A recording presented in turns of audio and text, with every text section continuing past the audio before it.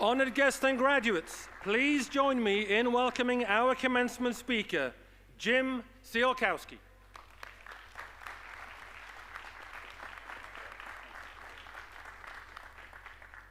Well, ladies and gentlemen, I never saw this coming, this degree. I graduated with a bachelor's degree from Michigan State University many years ago, and that's as far as I thought I'd go with education. Before I start off, I want to really reach out and thank the Board of Trustees. I want to thank the board chair, Bill Janitschek. I want to thank the president, Father Shanley. I want to thank Margaret Keene, who's out there somewhere. She is the person that ignited this partnership between buildOn and St. John's University. And I especially want to thank the provost of St. John's University, Simon Muller, not only for that very generous introduction, but for the dedication and the passion that he has for education. It is both contagious and inspirational for me. So when the provost called me to ask me to do this speech, I was speechless. I was honored, excited, surprised, grateful, nervous. And the reason I was nervous is because since I graduated from college, I've only done one thing with my life. What am I going to share that would be meaningful? And as the provost said, we set up buildOn, a nonprofit that mobilizes youth from low-resource high schools to transform their communities through service and change the world by building schools in developing countries. So as I thought about this speech and reflected back on my life, which I don't do very often, I realized that there are 3 quotes from the Bible that have guided my life all the way. And I have never quoted from the Bible publicly or otherwise. But I'm a Catholic. I'm at a Catholic university, and it is Sunday, so I'm gonna quote from the Bible. We have a lot of priests here. I hope I don't screw up the numbers and whatnot, but I'm gonna do my best. So the first quote is from Mark's Gospel, chapter 5, verse 36. And it says, "Fear is useless. What is needed is trust." Fear is useless. So to get after this and how it changed my life and transformed my life, we have to go back to the founding of buildOn. And after I graduated college, I worked a couple jobs in restaurants, construction, and saved as much money as I could, and then bought a backpack and hitchhiked around the world for about a year. And I spent most of my time in developing countries. And when I got to India, that was the first big one, I was completely overwhelmed by extreme poverty. I grew up in a small town in Michigan. I had no idea what was going on, the suffering and the injustice. And then I went to Nepal, and the poverty index is worse there. But I went to Nepal because I wanted to go up into the Himalaya and go to base camp at Mount Everest. And so I started trekking up into the mountains. And I don't know, I was up there for 25 or 26 days, but 5 or 6 days up, I passed through a village, and it was monsoon season, so it's raining torrentially. And the whole community is outside in the rain, singing and dancing. It's muddy. And I'm like, what is going on here? And it turns out that they were celebrating the opening of a school that they just built. You know, it was a 2-day celebration. They never went home. It was a party. It was like a joyous thing. So instead of just seeing the grinding injustice of extreme poverty, I'm seeing this joy and witnessing this enthusiasm and passion for education. And so, you know, nothing happened for me right there, but I guess a seed was planted. And I kept trekking and came back to the United States 4 or 5 months later, something like that. And I was different, you know, from these experiences. And I saw poverty in America much differently. I saw the joy and the passion that youth, like you were when you were in high school, and the change that you could make. You know, I wanted to act on these experiences, but I totally chickened out. And ironically, I went in the opposite direction. I took a job in finance for the largest financial services firm in the world. And it was a quote-unquote fast-track job, and I was glad to have it because I had never had really a job like this. And it was good, it was challenging, I enjoyed it, but something was missing. And I realized I wasn't doing what I was supposed to do, and it took me a year and a half, but I finally got the courage up to quit that job and start buildOn. And the first thing we did, my younger brother and I founded it together, the first thing we did was to identify 3 villages where we could build schools, right? And then we mobilized students from 3 different high schools. Hundreds of kids got involved in our service learning programs. That part was going great, but 6 months in, we were broke. We didn't have any money. You know, we didn't come from money, and we were racking up credit card bills, and all we had in terms of fundraising to show for ourselves was a stack of rejection letters about 2 inches thick. And the people that wrote these letters were very generous. They not only said no, they also gave us 3 or 4 reasons why they thought we would fail. And the first of them, I mean, they're all true. That was the worst part of this. We didn't know how to build schools. We'd never done that.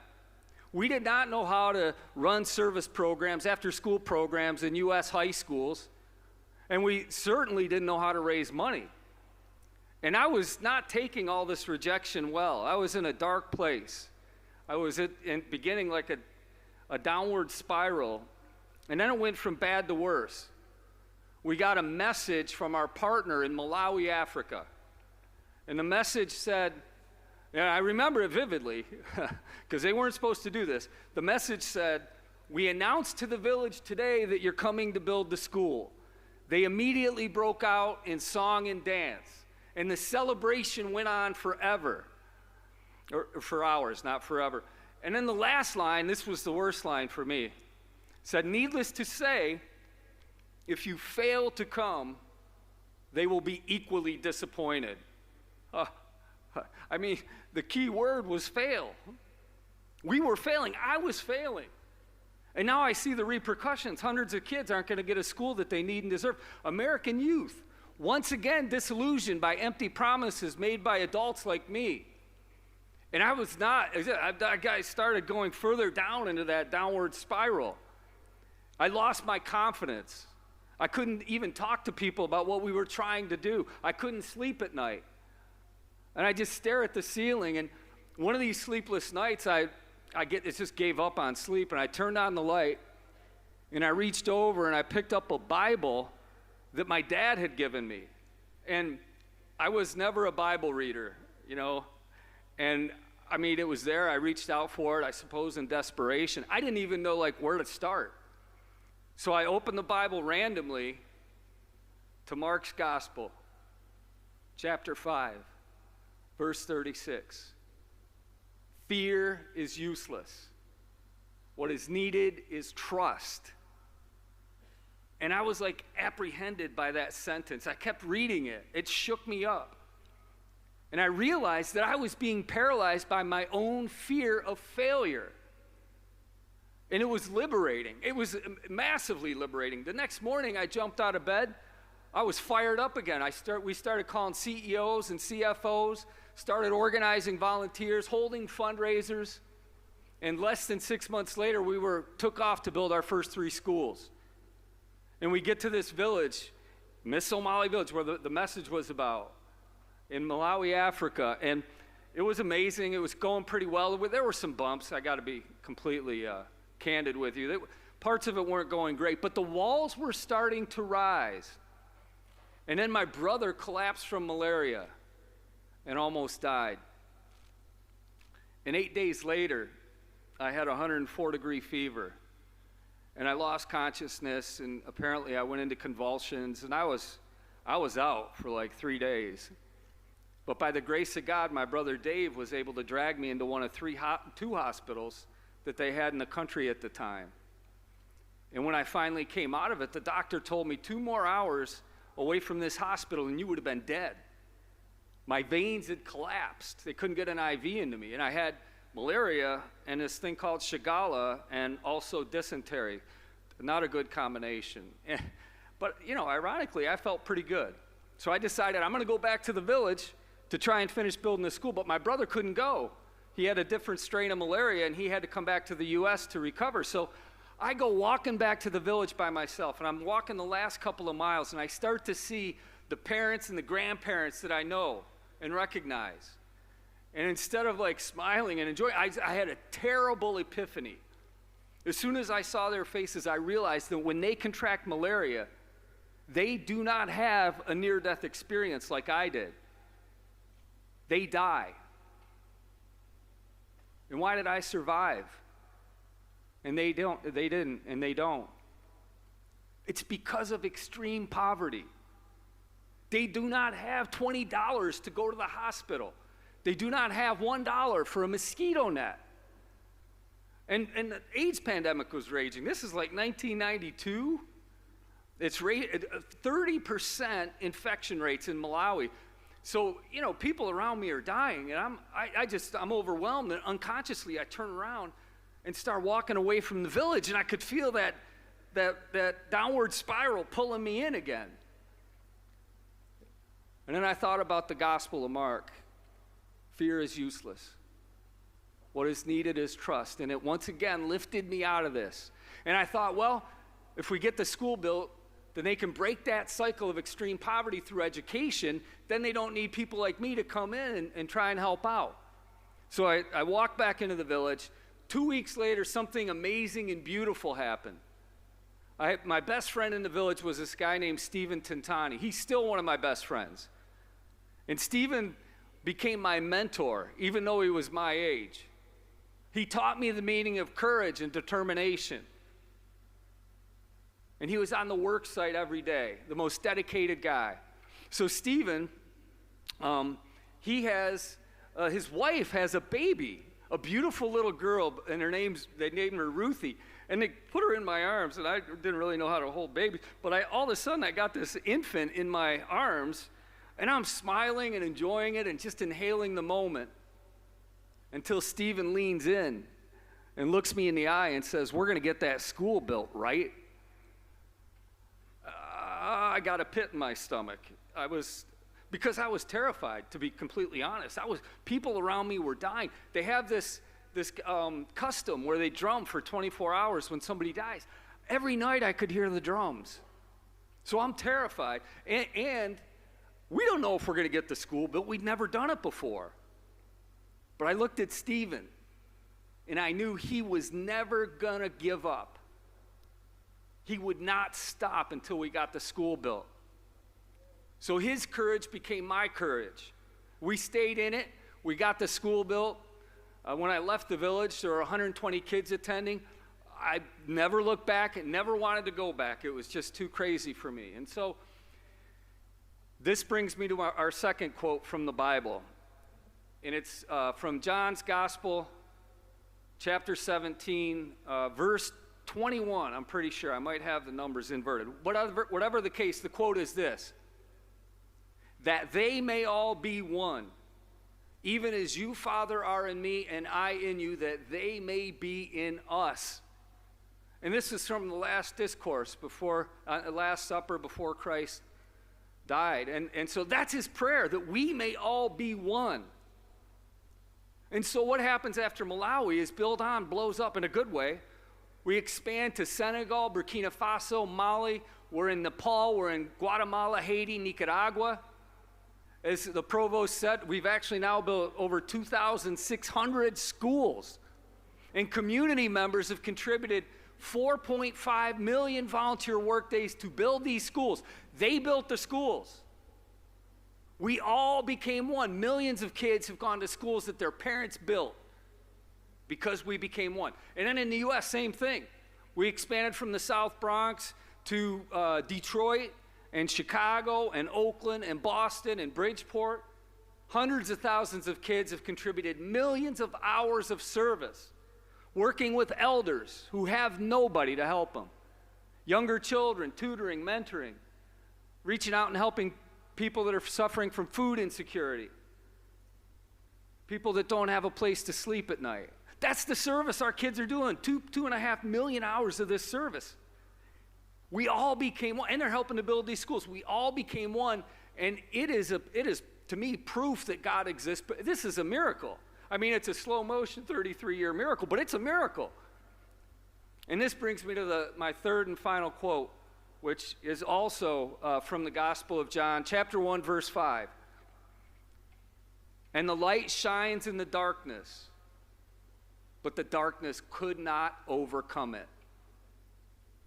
So in our 20th anniversary, which is, I think now almost, 14 years ago, 13 years ago, 20th anniversary, the board of directors, they're the bosses, right?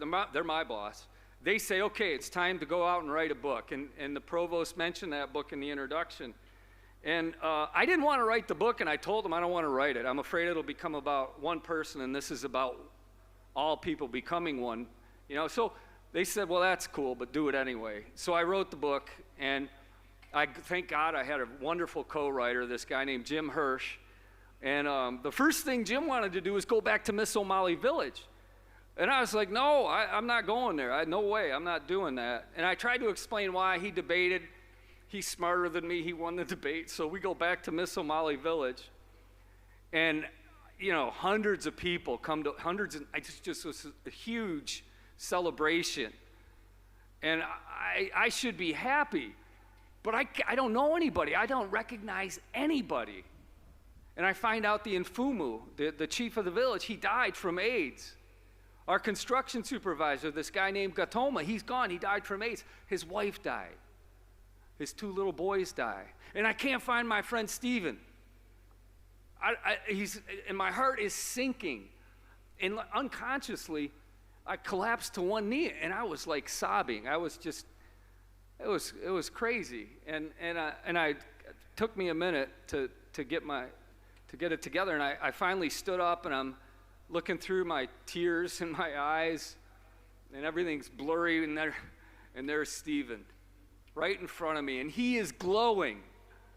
He is the light shining in the darkness, and darkness could not overcome Stephen. He is still there. So he takes me to the center of the village, and I'm completely overwhelmed in a good way this time. Instead of one school and 120 kids attending, there's 5 schools and 1,000 kids going to school every day. They built those other 4 schools without us. Yeah, let's hear it. Yes. So I'm just inhaling the moment and really happy. And then I thought about Ruthie, the little baby. And I didn't know if she made it because, you know, child mortality was very high. And so I said kind of delicately to Stephen, is Ruthie with us? And he goes, oh yeah, she's right here. And all of a sudden he introduces me to his beautiful 20-year-old daughter. And he's beaming with pride when he explains that Ruthie went to the school we built. She went to all 5 of these schools. She was the first girl to go to secondary school in this district of 500,000 people. She became the first girl to go to college, the first woman to go to college. And she became the first woman to get her degree and become a teacher. And Stephen's explaining this to me. And then he looks at me and he said, I'm an illiterate man. I can't even sign my own name. But Ruthie, she is an educator. And she will lift up my family's name forever. That's what he said. And then he looks at me and he said, you were the ignition. You lit the fire. And I was like, he does not know. And so he was the light shining in the darkness. His courage kept me going. Yeah, so I looked back at him and I said, no way. And this is in front of hundreds of people. I said, no way. You were the ignition. You lit the fire. And now Ruthie's lighting fires. And education is a fire that nobody can put out. So ladies and gentlemen, I'm almost done. I'm here. My final message is this. It's something you already know. This is your time. Now it's your turn. And my prayer for you is that you will be awakened to that light shining in you, the light shining in the darkness, and the darkness cannot overcome that light. It's in you. It's God's light. It's in all of us. And if you understand that fear is useless, and if you understand that we are all one, you will change the world. You will become the ignition. You will light the fires. And yours will be fires that nobody can put out. God bless you all. Congratulations. Enjoy your time.